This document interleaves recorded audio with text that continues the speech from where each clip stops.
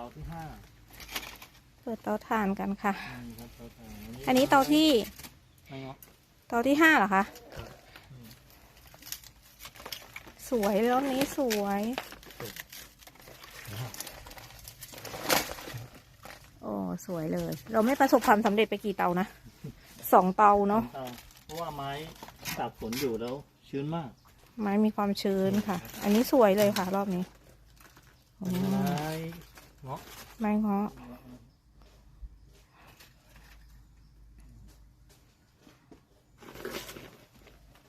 เราใช้ไม้เงาะไม้รองกองค่ะจากข้างบ้านแล้วก็ในสวน